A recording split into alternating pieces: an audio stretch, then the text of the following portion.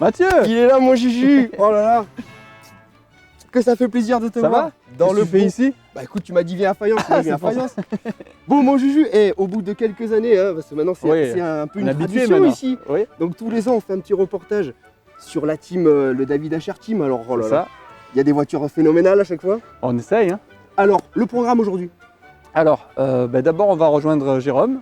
Ouais. Qui va nous présenter sa Golf 2 GTI. C'est pas du tuning. Non, on fait pas de tuning. Et puis le reste, on va le découvrir petit à petit. Alors, à mon avis, connaissant le vieux brigand, ça sent un planning ultra chargé. Et je pense qu'on va passer une sacrée journée. Je pense aussi, ouais. Allez, direction Golf 2 GTI de Jérôme. Alors, Jérôme, pour ceux qui ne le connaissent pas, c'est un habitué de Fayence. Ah oui, un habitué. Un 100% pure souche. Pilote d'usine Volkswagen. Et d'ailleurs, si on voit discrètement dans la vallée, donc regardez dans la vallée, on voit la fumée qu'il a laissée. La fumée Volkswagen. Alors la fumée Volkswagen, qui a été très réputée à une époque, eh ben c'est Jérôme qui arrive avec une belle Golf 2 GTI. Quand on dit c'est Jérôme, c'est pas le chanteur. Hein.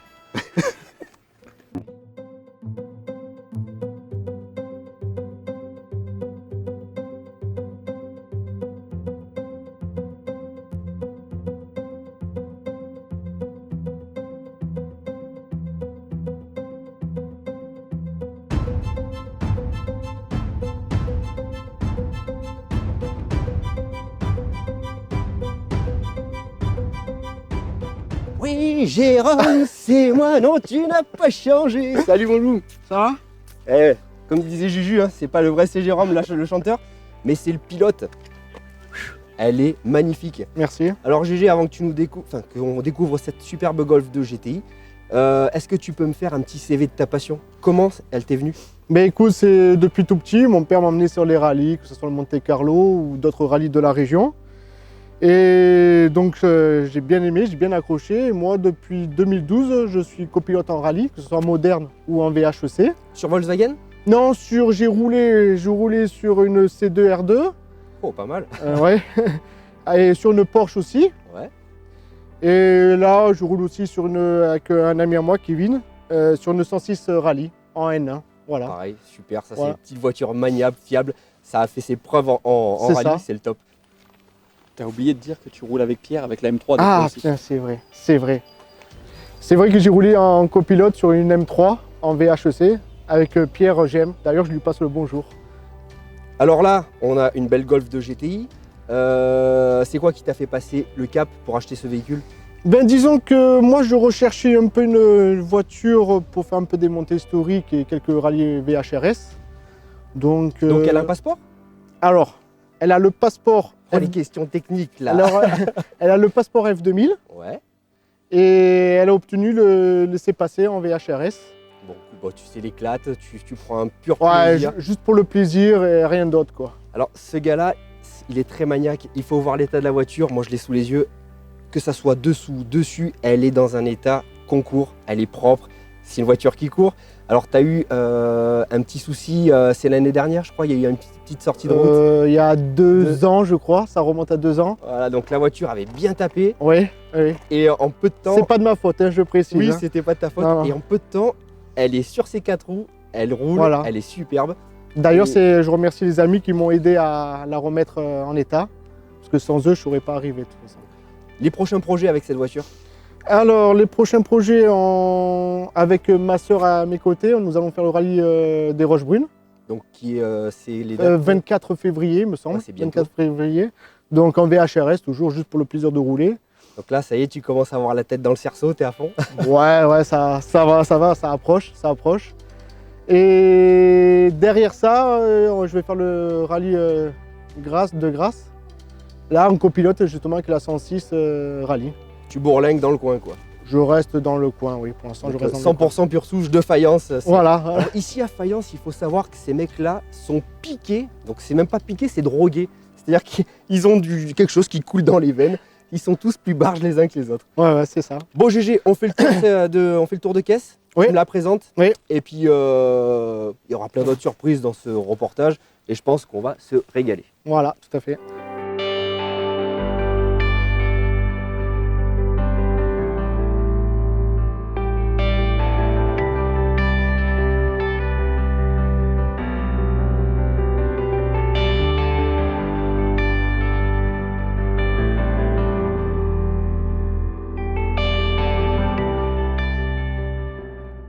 Donc on va un peu parler de cette Golf. Donc c'est une Golf 2 GTI de 1988. Donc pour la face avant, on retrouve classique la calandre 4 phares. Il existe aussi en version 2 phares. Mais bon, j'ai une petite préférence pour celle-ci. Et on retrouve le petit liseré rouge qui est bien spécifique à la GTI. Pour le pare-choc, nous sommes sur les gros pare-chocs. Il existe aussi la version petit pare-choc. Donc voilà, celle-ci elle a le gros pare-choc. Donc pour les passionnés de golf, ils vont de suite remarquer que nous sommes sur des trains de Golf 3 GTI. Parce que là nous sommes à 5 trous. Normalement les Golf 2 ça correspond en 4 trous. Voilà, niveau freinage, nous sommes aussi sur la Golf 3. J'ai juste mis des disques rainurés percés. Voilà. Donc l'avantage des trains comme ça, c'est qu'ils sont plus larges que ceux de la Golf 2. Voilà. Ensuite, pareil pour le train arrière, on est sur du Golf 3.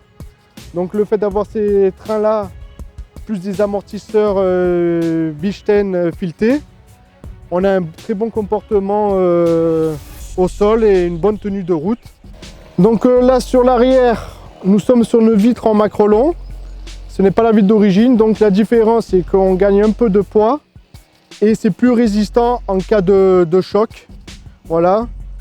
Que je l'avais acheté, il y avait aussi le vitre en macrolon ici, mais comme elles étaient un peu rayées, je suis revenu sur de l'origine. Donc j'ai repris un peu de poids, mais bon, on va dire que c'est le pilote qui va faire un peu un régime pour perdre du poids. Donc pour l'intérieur, donc nous sommes sur une base rallye. Donc on retrouve l'arceau boulonné, homologué FFSA. On retrouve aussi 2 baquets et des harnais 5 points. Voilà, c'est la base pour rouler en sécurité. Et après nous avons le petit extincteur manuel qui est là-bas, derrière le siège. Et voilà, c'est très bien pour se faire plaisir en rallye, quoi. Alors pour l'intérieur devant, donc j'ai gardé le tableau de bord d'origine ainsi que les panneaux de porte. Je trouve qu'ils sont propres pour leurs années qu'ils ont. J'ai juste mis un interrupteur pour les longues portées et ainsi que le klaxon, parce que le klaxon normalement se trouve sur le moyeu du volant, mais comme j'ai mis un moyeu extractable comme vous le voyez là, donc ça permet de pouvoir sortir de la voiture et rentrer plus facilement, surtout quand on fait des bonnes bouffes à l'assistance avec les amis et la famille. Donc voilà, ça permet de rentrer plus facilement dans la voiture. Et après on retrouve la radio pour les casques, pour que la copilote m'annonce les notes. Au niveau du moteur, nous sommes sur un moteur de Golf 3 GTI 8 soupapes. Donc là nous sommes sur un 2 litres. L'origine, normalement, nous sommes sur des 18 ans, sur les 1800 sur les Golf 2 GTI. Donc il est pratiquement d'origine, donc c'est très bien pour l'entretien, ça me coûte pas très cher. La seule différence, nous avons les durites en silicone ainsi que les fils de bougie. Il y a le filtre à air green dans la boîte à air d'origine. J'ai le collecteur inox ainsi que la ligne d'échappement inox et le boîtier qui a été reprogrammé là-bas. Donc voilà, c'est à peu près tout. Donc c'est très bien pour la fiabilité de cette voiture. Voilà, on reste sur de l'origine, quoi, des pièces d'origine.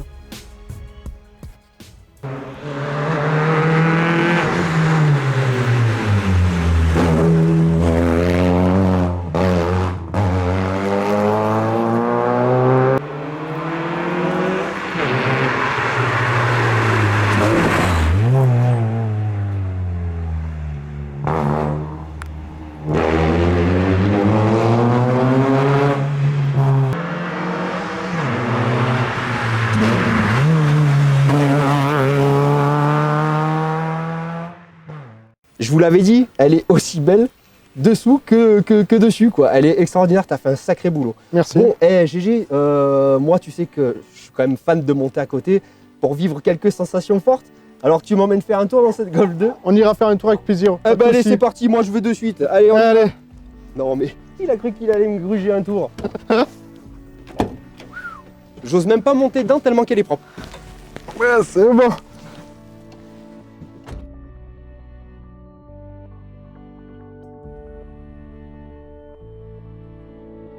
Juju, cette Golf.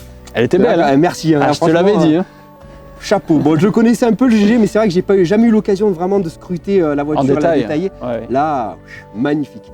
Bon, maintenant, qu'est-ce qui se passe? Alors, on va aller voir Qu'est-ce que c'est que ce Beans? une autre voiture, mais on va avoir la surprise d'avoir un chauffeur un peu spécial aujourd'hui, qu'on a déjà vu à quelques reprises. Non, tu vas pas me faire le coup. Ah, Pas lui. si. Oh non.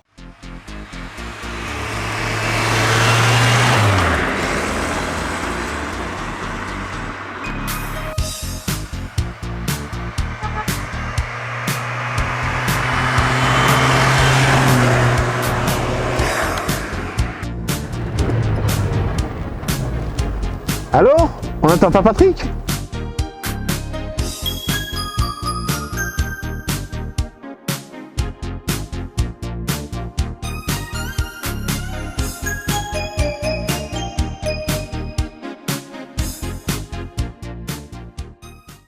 Ouais, sacré chauffeur, on n'a pas tout officiel chauffeur. Alors, Pat, S704, elle est superbe.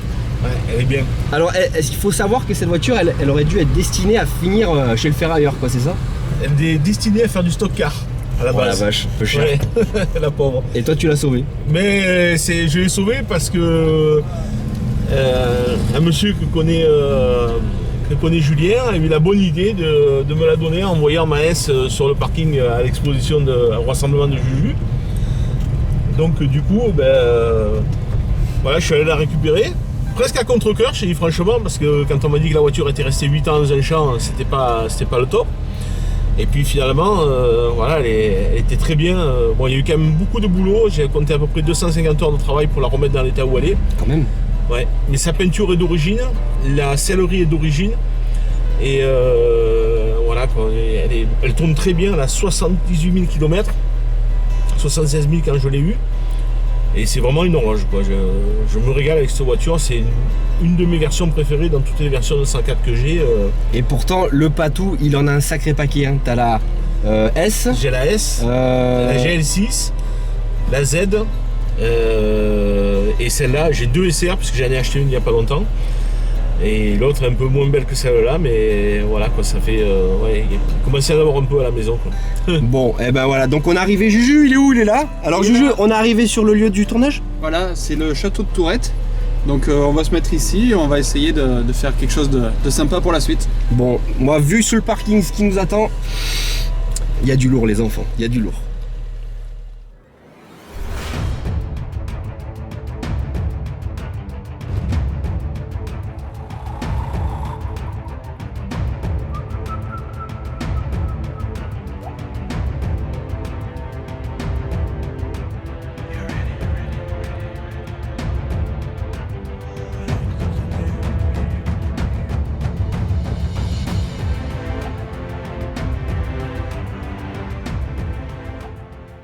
Salut Domi. Bonjour Mathieu. Waouh. Alors là, Juju m'a fait une belle surprise. Triumph GT6.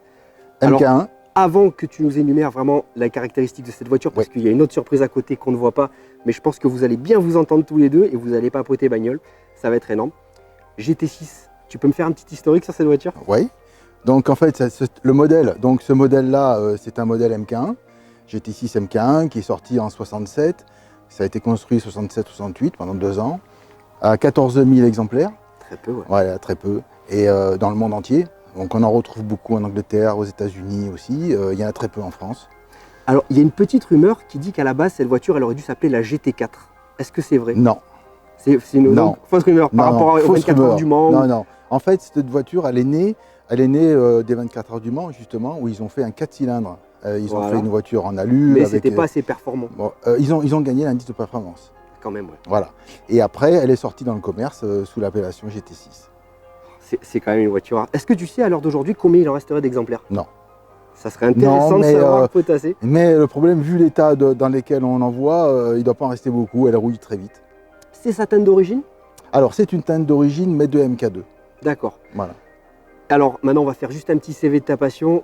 Comment t'es venue l'idée de te diriger sur une Triumph Alors, GT6? C'était un pur hasard ou c'était une voiture que tu recherchais vraiment? Non, c'est une voiture que je recherchais parce qu'en fait, depuis que j'ai passé mon permis de construire, mon permis de conduire, ma première voiture, c'était une Triumph. Ouais. Une Triumph Spitfire, et après, j'en ai eu 7. 7 Triumph. J'ai eu tous les modèles, MK2, MK3, MK4. Et en fait, après, quand je suis arrivé ici, j'ai connu un ami à moi qui possédait cette GT6. Et j'ai toujours voulu une GT6. Donc après, j'ai parlementé avec lui pour avoir cette GT6. Donc le rêve se réalise. Voilà. Elle est là avec nous aujourd'hui. Tout à fait. Et je peux vous dire que franchement, vous allez en prendre plein la vue parce que la voiture, c'est un peu comme la Golf GTI de Jérôme tout à l'heure. Elle est aussi belle dessus que dessous. Aujourd'hui, il n'y a pas d'erreur. C'est un sans faute. C'est un sans faute. Donc on va remercier Julien David du David HR Team pour cette journée fabuleuse. On va revenir sur ta Triumph GT6, on va juste passer à côté et après je vais vous laisser papoter parce que moi j'ai du boulot à la caméra et puis je peux pas être au four et comment on dit, au four et au moulin. Au four et au moulin. Voilà, voilà, vous avez compris.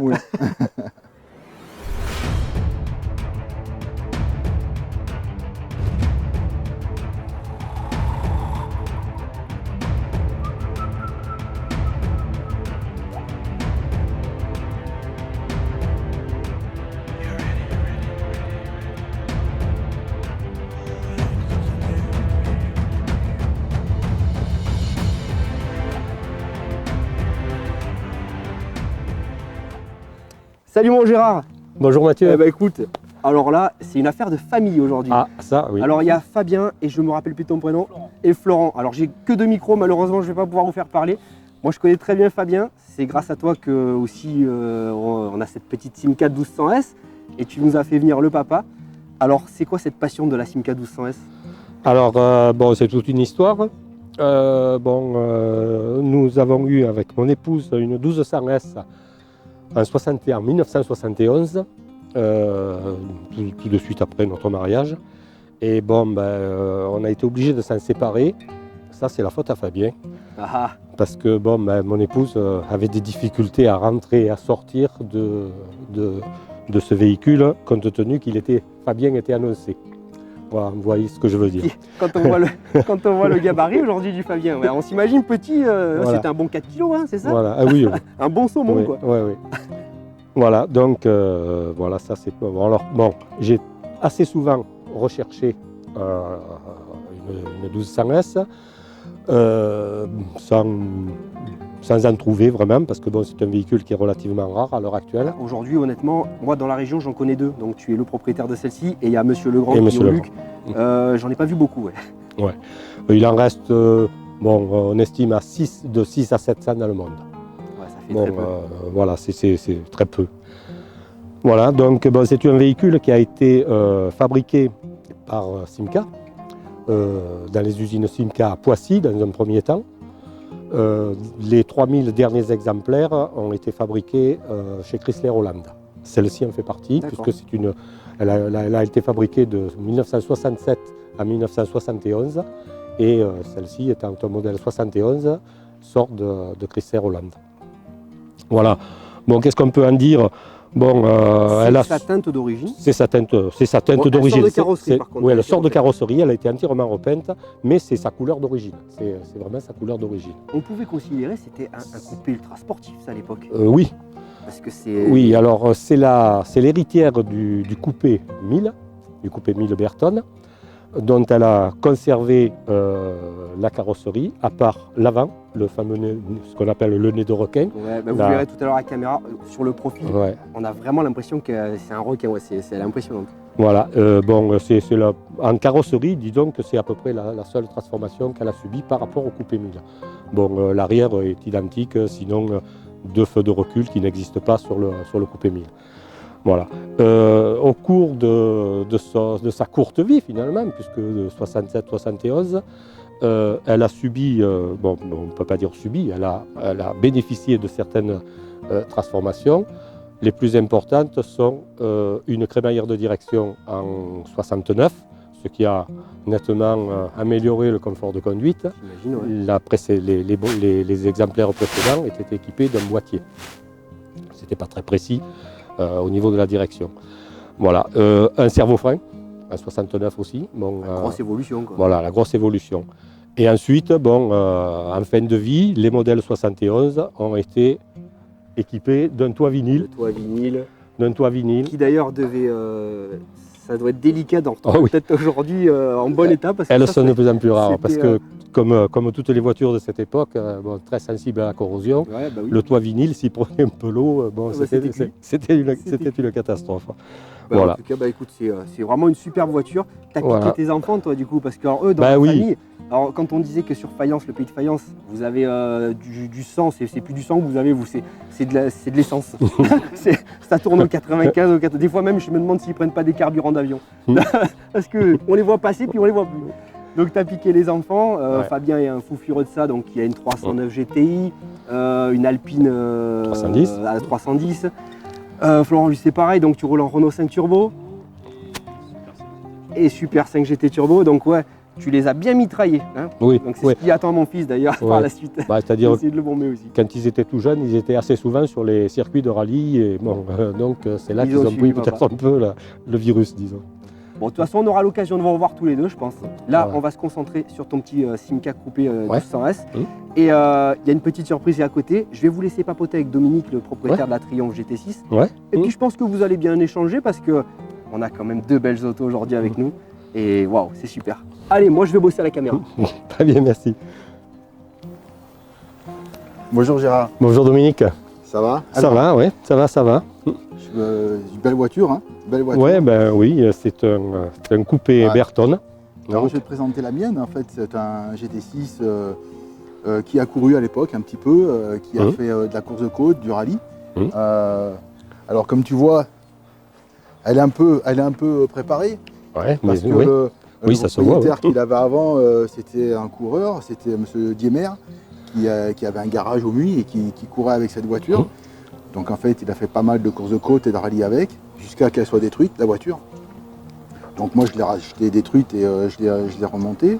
Mais en fait, c'est une voiture qui était dépouillée. Moi, je l'ai plutôt remontée dans l'esprit d'époque pour pouvoir rouler un peu tous les jours, faire du rallye, faire un peu de sortie et tout, pour pouvoir en profiter plus largement. Voilà. Elle est très Alors, belle. Tu vois, cette voiture, donc, elle est un petit peu dépouillée quand même. Elle a passé par choc pour faire un petit peu plus racing. Elle a des plaques personnalisées. Elle a un échappement qui fait un peu de bruit, mais qui fait un bruit sympa. Voilà. Et je peux te montrer même voilà, comment elle était à l'origine. Voilà. Donc à l'origine, Ah oui. elle était comme ça. Ah oui, il y a Voilà. une sacrée. Ah, Alors, elle a gardé un peu cet esprit course. J'ai voulu lui laisser un petit peu cet esprit comme elle était à l'époque. Oui, c'est bien. Voilà, c'est pour ça qu'elle a ses ailes larges, ses roues larges et voilà.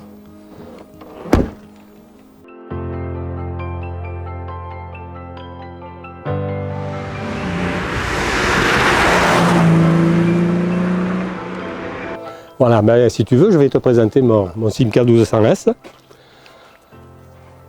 C'est une voiture assez rare quand même. Hein. C'est une voiture qui est à l'heure actuelle relativement rare. Ah. Bon, il y en a eu 14 741 exemplaires de construits. Bon, à l'heure actuelle, bon, je disais tout à l'heure, il en reste, on estime entre 6 et 700. C'est pas Bon, beaucoup. voilà. Donc c'est pas beaucoup. Non.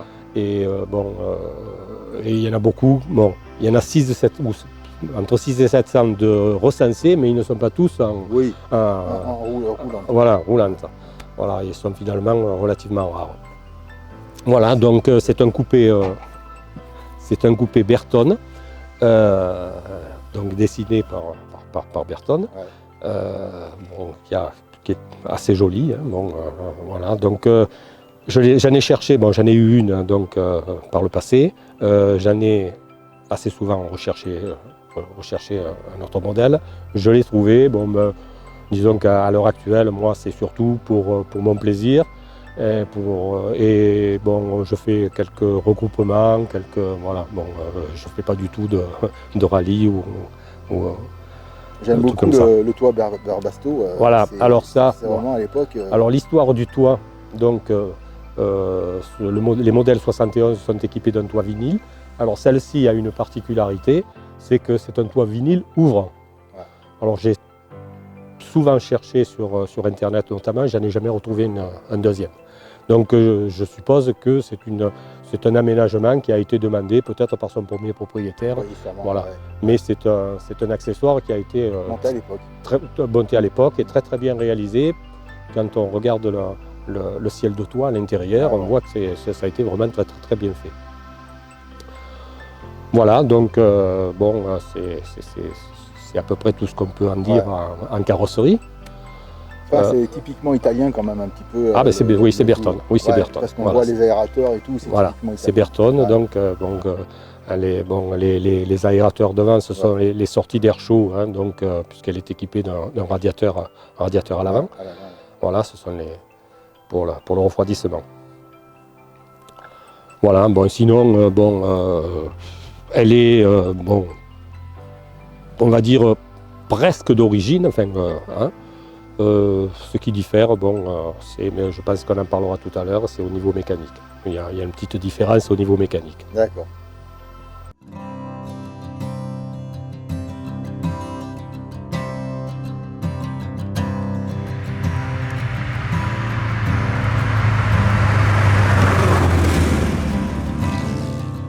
Bah justement, en parlant mécanique, je vais te montrer la mécanique de la mienne. Ah oui, Alors, ça c'est... elle est un petit peu particulière parce que bon, elle a été, le moteur a été un petit peu préparé. Côté. Voilà. Ah bah c'est Donc en fait, superbe. il y a trois carbu Weber de 40. Ouais. Après, tout le reste, c'est un moteur de litre, hein, toujours le même qui est un peu réalisé, avec un petit arbre à cam. Mais la particularité, ce sont les pièces spécifiques comme le cache-cul-buteur, ce sont des pièces d'époque. Ouais. Le collecteur aussi, c'est un SAH, la même marque que ça. Et les pipes d'admission qui sont aussi des accessoires d'époque. Et particularité, donc SAH était un fabricant de pièces pour tuning à l'époque, ce qu'on appelait tuning à l'époque en Angleterre. Et c'est aussi l'arceau qui est à l'intérieur, qui est d'époque. Voilà. Alors après, bon, elle est un petit peu améliorée au point de vue tenue de route. Il y a des amortisseurs comme il faut, des freins comme il faut, et le train arrière qui a été un petit peu revu parce que c'est une voiture qui a un train arrière avec des lames de ressort, donc c'est un peu archaïque. Et il a fallu un petit peu préparer tout ça.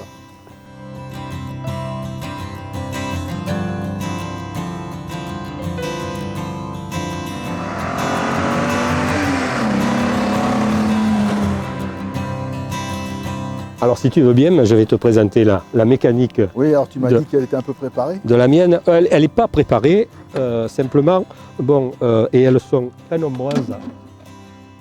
Les 1200S sont finalement assez nombreux à avoir reçu des moteurs 1294, c'est-à-dire un moteur Ali 2. Ouais. Voilà. À l'origine, le 1200S est équipé du 1204, et le 1204, à l'époque, c'était le moteur qui a été monté sur la 1100, la Simca 1100. Ouais. Voilà. Donc un moteur Ali 2 qui développe environ 86 chevaux, qui est alimenté par deux carburateurs double corps Solex, entre parenthèses très pénible à régler. Voilà. Donc elle n'a pas de préparation particulière, c'est un moteur d'origine C'est une rallye. caisse assez légère quand même. C'est une caisse assez légère, oui, elle fait 900 kg. Ouais. Ouais.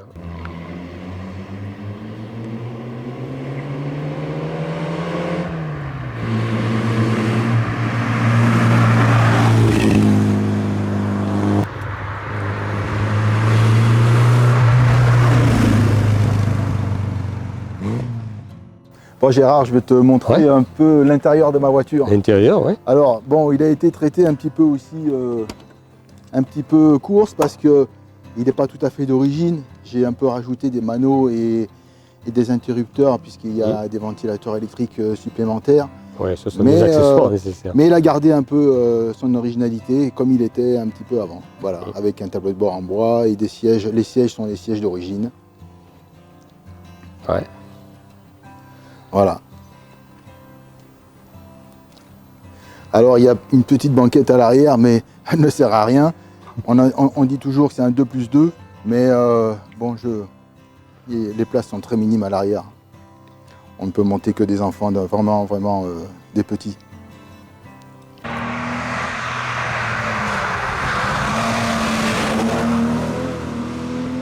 Bon, alors je vais te présenter l'intérieur de la mienne. Oui. Hein, donc, bon, pas grand chose comme transformation par rapport à l'origine. Bon, les sièges sont d'origine, toute la sellerie. Le tableau de bord, alors bon, le tableau de bord avec donc 3 cadrans. À gauche, donc jauge à essence, pression d'huile. Au milieu, compte-tour, le petit cadran au milieu, et à droite, donc, le compteur kilométrique. Ce qui diffère par rapport à l'origine, c'est les deux petits cadrans que l'on voit à droite. Celui de gauche, c'est une sonde de chauffe-moteur. Parce qu'à l'origine, la 1200S est équipée d'une sonde sur l'aluminium de la culasse. Oui. Bon, c'est beaucoup moins fiable que la température prise sur une durite dans le liquide lui-même. Voilà. Et puis une petite montre pour égayer le. Voilà. Donc c'est la seule transformation qu'il y a au niveau intérieur.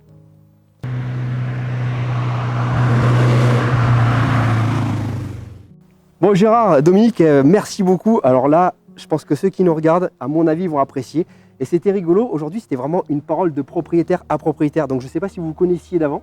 Oui, Non. un petit peu, on s'est aperçu lors de rassemblement. Mais c'était original, avec Juju, on a dit on va faire un format où justement, nous on n'est que des intermédiaires, on est à côté. Et vous avez parlé passion tous les deux, c'était passionnant. Moi je me suis régalé, pourtant j'étais derrière la caméra à vous écouter, détailler 2 merveilles qui sont devenues très rares.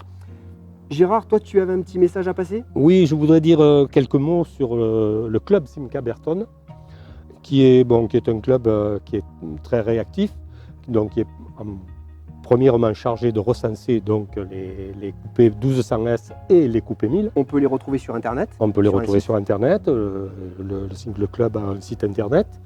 Voilà. Donc, ce club offre la possibilité à tous les adhérents d'avoir accès à un stock important de pièces détachées. de tuyaux aussi. Voilà, de tuyaux. Et de tuyaux, surtout avec des adhérents qui sont spécialisés donc on a en carrosserie, on peut leur faire confiance. en mécanique. Voilà. Donc, alors, ce club organise donc, pas mal de manifestations dans les régions françaises. Il participe à des salons comme Eurexpo à Avignon, et puis il y en a un petit peu dans toutes les régions. Voilà. On fait une assemblée générale une fois par an. Pour la petite histoire, cette année, c'est Monsieur Legrand, que tu connais, on lui passe le bonjour s'il nous regarde, parce que je pense que sûrement il regardera ce qu'on qui est chargé d'organiser donc l'assemblée générale cette année. Bah écoute, voilà, donc c'est à peu près tout ce que tu nous as tout dit. Donc si vous êtes intéressé et vous voulez avoir des tuyaux sur le Simca 1200S, il n'y a plus qu'à aller sur leur site internet. Toi Domi, pareil, on peut retrouver, il doit y avoir un tas de forums, un tas de choses sur la Triumph GT6. Il y a des vidéos, de photos qui existent sur cette voiture, parce que ça fait 20 ans qu'elle roule dans cette configuration, donc elle commence à être un peu connue.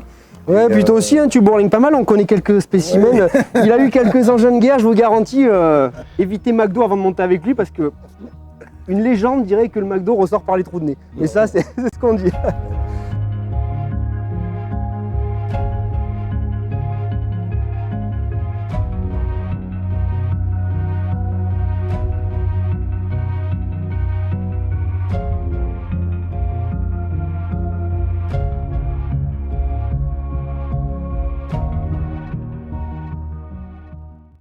Bon mon patou, on va quand même la faire cette petite 104 parce qu'elle a le mérite d'être avec nous aujourd'hui. Et puis merci à toi aussi d'être également là. Il est toujours, quand on fait quelque chose avec Julien, tu es toujours présent et ça régale. Alors donc on a énuméré tout à l'heure, avant de venir pour voir la GT6 et la petite Simca, cette voiture elle a été destinée à être foutue quoi quasiment. Tu l'as sauvée. Qu'est-ce qu'il y a eu comme travail dessus? Alors exactement, tu nous as parlé tout à l'heure de quelques heures, beaucoup d'heures de restauration, mais en détail. Principalement, il a fallu traiter la rouille, parce qu'elle était restée 8 ans dans un champ sous les chaînes, donc traiter la rouille, redémarrer le moteur. Après, il a fallu le sortir parce que le collecteur d'échappement était mort, et il a fallu le changer. Ça a été un petit moment de bonheur parce que tous les vis ils ont cassé à ras de la culasse. Donc là, pour Paris Poliment, tu ouais. t'es fait bien chier. Voilà, exactement. Et sinon, bon, pour la petite histoire, nous avec Juju, on la surnomme la Marin Mobile parce que le gars qui me l'a donné, il s'appelle Monsieur Marin. Il habite là sur le canton de Fayence. Ouais. Et voilà, quoi, c'était vraiment sympa. En fait, il a vu la S sur le rassemblement Juju, il l'a trouvée belle, et puis il est venu me voir, il m'a dit j'en ai une, si vous voulez, je vous la donne. J'ai réfléchi un moment, je suis allé la chercher, et puis j'ai bien fait parce que voilà, donc la peinture est d'origine, je l'ai juste polichée. Ouais, Ouais. écoute, elle est en super bel Et état. en tout cas. elle a 60, voilà, comme j'ai dit tout à l'heure, 78 000 km. L'intérieur est d'origine aussi. Donc elle est dans son jus. C'était une belle sellerie bleue que je ne connaissais pas avant d'avoir la voiture. Et j'adore. Donc bien conservée, elle était sous des housses. J'ai qu'à eu à enlever les housses, passer un bon coup d'aspirateur, bien les nettoyer.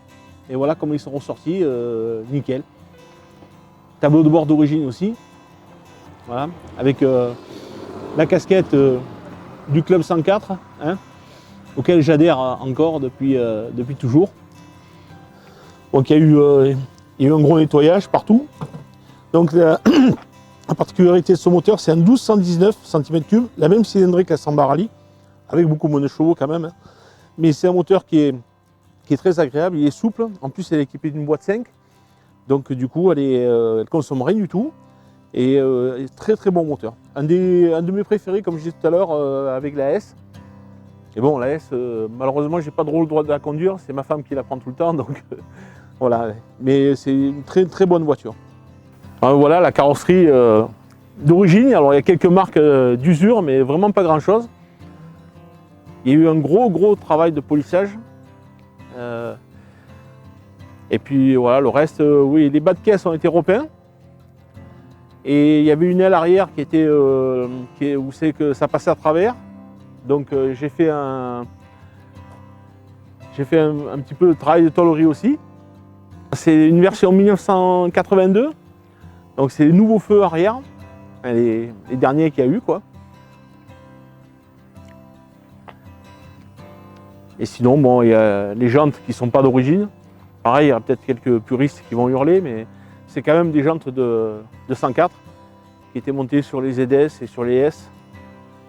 Et comme je savais qu'ils dormaient dans le garage, je me suis dit autant les mettre dessus. Bon, ben, je crois que maintenant c'est l'heure d'aller manger. Hein. On va faire la braise, on va aller faire les merguez. Allez, tout le monde en voiture. Allez, Juju, Matt, on t'attend. Et il a fermé à clé. Allez, À la bouffe. à la bouffe. Bon Juju, on est l'après-midi, ça y est, on va rentrer dans le feu de l'action. Alors là, ouf, je commence à être tout tremblotant. Alors, j'entends un bruit suspect. Ouais, bah, donc Je sais pas si c'est un avion de chasse, l'armée de l'air. Donc c'est la 206 Super 1600 de Olivier que je vais te présenter. Et on va la découvrir dans un moment. Donc 206 Super 1600, ça va envoyer Du pâté. du pâté. Ça va envoyer du pâté.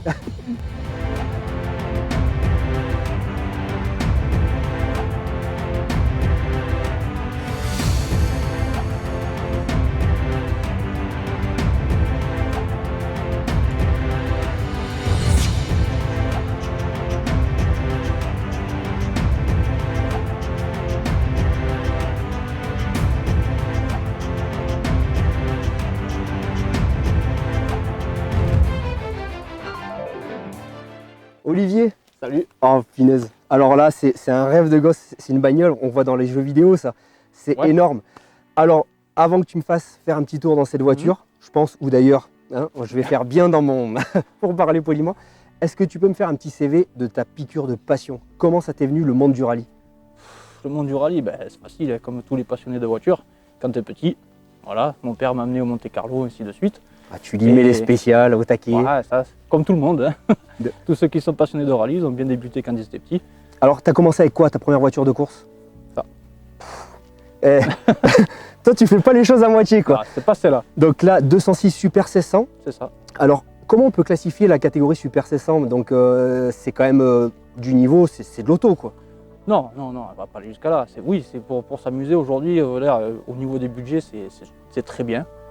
Ouais, Et- ça permet de s'éclater avec un budget quand même qui reste raisonnable, contrairement C'est au ça. WRC. Ouais, qui, c'est inabordable. C'est inabordable pour des gens comme nous. Ça fait combien d'années que tu pilotes cette voiture?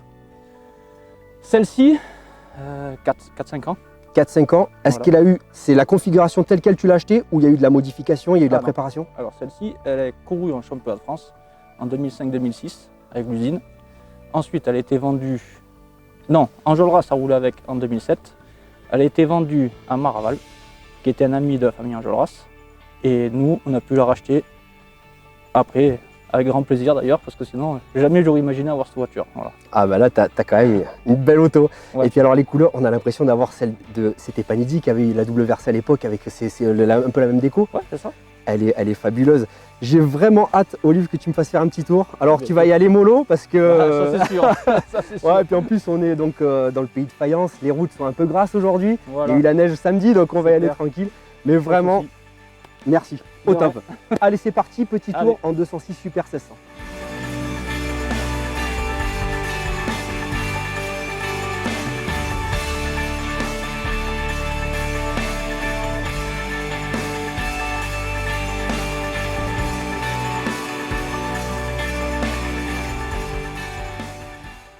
Alors voilà, là vous avez le moteur de la 206 Super 1600 qui est un 1600 maximum en cylindrée.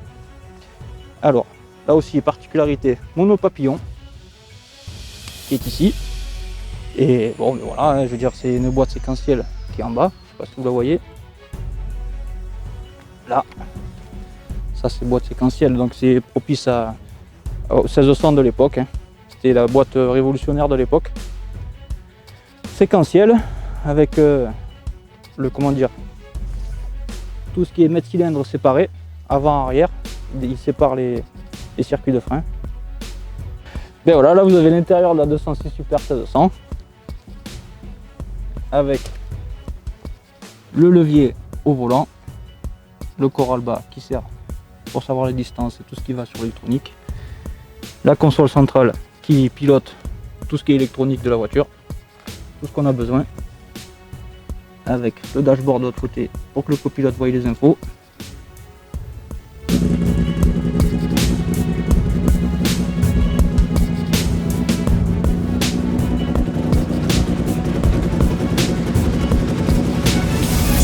Bon ben dans la 206 Super 700 avec Olivier. Alors je fais moins le malin que tout à l'heure quand même là. Autant t'avais peur à la caméra. Là je suis plus à l'aise. Bon. Allez c'est parti, c'est quand tu veux. Ça va secouer les enfants. C'est bon? Bah vas-y.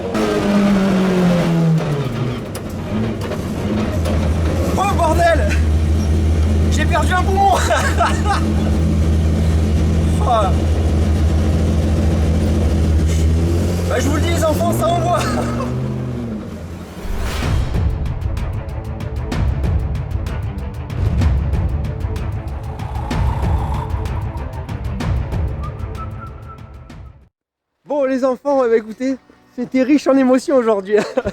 Donc Juju, merci de encore m'avoir organisé cette journée avec toute la bande de fous furieux. À Fayence, je ne mettrai plus jamais un pied de ma vie, c'est des fous furieux. Alors je vais vite en profiter. Oui. Au mois de février, un événement super important. Le 17. La journée alpine. Ouais. Si tu veux dire 2 mots, fais-toi plaisir. Ouais, en fait, c'est comme les autres années. Donc on a la journée alpine sur un parking, le reste, le rassemblement habituel. Et pour les voitures avant 1993, après c'est comme d'habitude, sauf que là c'est de 9h à 17h. Alors l'année dernière, on était présents, c'était une journée fantastique. Je pense que ce mec-là a organisé peut-être un des plus gros événements alpines pour moi. Ouais, il y a presque 600 voitures en tout. C'était quelque chose d'énorme. Donc, et puis il y a des gens qui sont venus de très loin. Du Nord, du Jura, qui est du Jura, de Corse. C'était vraiment un événement à ne pas louper. Merci en tout cas d'avoir suivi ce reportage. Moi, merci à toi. La tradition de Passion Autosport du Var, Allez, merci. On fait la bise. Alors je vais l'accélérer la scène parce que sinon